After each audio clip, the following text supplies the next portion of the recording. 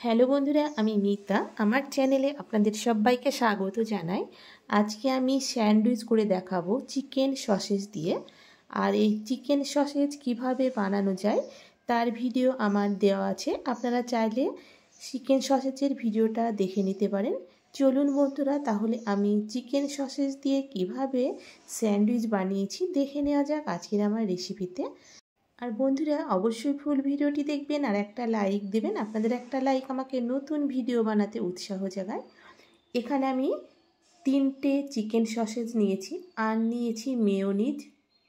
আর এখানে পেঁয়াজ, টমেটো এবং শসা পাতলা করে রিং রিং করে কেটে নিয়েছি। আর এখানে আমি 4টে ব্রেড নিয়েছি আর নিয়েছি টমেটো সস। আর এখানে বাটার নিয়েছি। প্রথমে এখানে চিকেন সসেজগুলো রিং রিং করে কেটে নেব।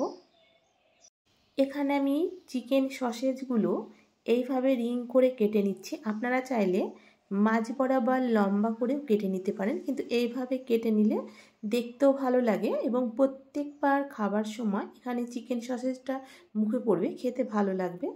দেখুন, ঠিক এইভাবে আমি পাতলা করে রিং রিং করে কেটে নিয়েছি।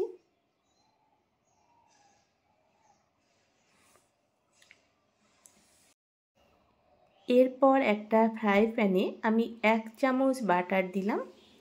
বাটার দেবার পর এখানে ব্রেডগুলো 2 পিঠ ভালো করে সেঁকে নেব। এই সময় আমার গ্যাসের ফ্লেমটা মিডিয়াম টু হাই হিটে রেখেছি। এইভাবে মিডিয়াম টু হাই হিটে রাখলে ব্রেডটা খুব সুন্দরভাবে সেঁকা হয়ে যাবে। দেখুন, এইভাবে ঘুরিয়ে 2 পিঠ ভালো করে সেঁকে নিচ্ছি। একই রকমভাবে এখানে আমি 4টে ব্রেড ভালো করে সেঁকে নেব। দেখুন, এখানে আমি ব্রেড ভালো করে 2 পিঠ লাল করে সেঁকে নিয়েছি। এরপর ব্রেড উঠিয়ে নিয়ে একই রকমভাবে বাকি দুটো ব্রেড সেঁকে নেব। অনেক সময় আছে বাচ্চারা চিকেন স্যান্ডউইচ খাওয়ার বায়না ধরে। আপনারা যদি চিকেন সসেজ বানিয়ে ফ্রিজে রেখে দেন তাহলে খুব সহজেই তাড়াতাড়ি করে আপনারা বাচ্চাদেরকে চিকেন স্যান্ডউইচ বানিয়ে দিতে পারেন। বাচ্চারা খুব মজা করে খাবে। দেখুন, ব্রেড সেঁকে নেওয়া হয়ে গেছে। এরপর আবারও আমি কিছুটা বাটার দিয়ে দিলাম।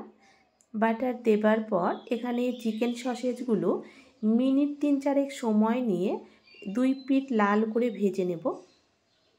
আর যেহেতু এখানে আমি সসেজ বানানোর সময় লবণ, লঙ্কা সব কিছু দেওয়া আছে, তাই আমি আলাদা করে কোনো মশলা দিচ্ছি না। এইভাবে বাটারে সেঁকে নিলেই সসেজগুলো খেতে খুব ভালো লাগবে। এই সময় আমার গ্যাসের ফ্লেমটা মিডিয়ামে আছে।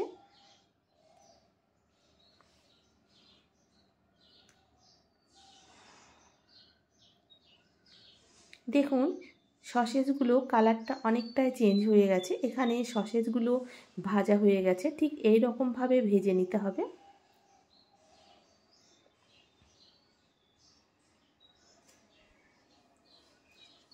এরপর সসেজগুলো আমি একটা প্লেটে নামিয়ে নিলাম। এরপর এখানে 1/2 চামচ বাটার দিয়ে এখানে আমি পেঁয়াজগুলো হালকা করে ভেজে নেব। পেঁয়াজ অতিরিক্ত ভাজবো না, জাস্ট কাঁচা ফ্লেভারটা চলে যাবে। এইভাবে যদি বাটারে হালকা করে পেঁয়াজ ভেজে নেওয়া যায় তাহলে স্যান্ডউইচ খেতে খুব ভালো লাগে। আপনারা চাইলে এখানে কাঁচা পেঁয়াজ দিয়েও স্যান্ডউইচ বানিয়ে নিতে পারেন, কিন্তু দেখবেন এইভাবে বাটারে যদি হালকা সেঁকে নেওয়া যায় পেঁয়াজ, তাহলে খেতে খুব ভালো লাগে। বাটারের ফ্লেভারটা পুরোপুরি পেঁয়াজের ভেতরে যাবে। দেখুন, এখানে হালকা করে সেঁকে নিয়ে পেঁয়াজ নামিয়ে নিলাম। এরপর সেঁকে নেওয়া ব্রেডের ওপরে প্রথমে মেয়োনিজ মাখিয়ে নেব।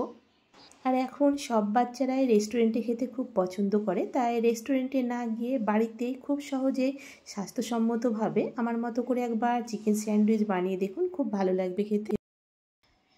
দেখুন, মেয়োনিজ মাখিয়ে নিয়েছি। এরপর শসা দিয়ে দেব। আর শসাগুলো আমি পাতলা করে কেটে নিয়েছি। তারপর 2টো স্লাইস আমি টমেটো দিলাম। এরপর পেঁয়াজ, তারপর চিকেন সসেজ দেব।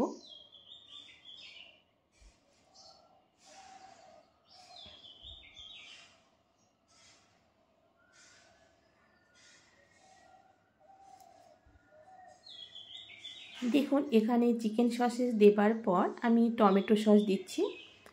টমেটো সস দেবার পর ওপরে আর একটা সেঁকে নেওয়া ব্রেড দিয়ে দিলে এখানে চিকেন স্যান্ডউইচ হয়ে যাবে। আর যেহেতু এখানে আমি ব্রেড আগে থেকে সেঁকে নিয়েছি, তাই আবারও আলাদা করে সেঁকে নিলাম না। দেখুন চিকেন স্যান্ডউইচ পুরোপুরি তৈরি হয়ে গেছে। এরপর আপনাদেরকে একটা কেটে দেখাচ্ছি।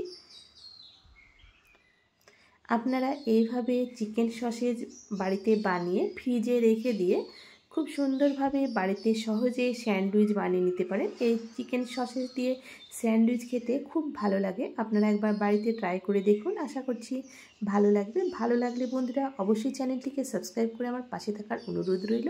আজকের মতো এই পর্যন্ত, দেখা হচ্ছে পরবর্তী রেসিপিতে।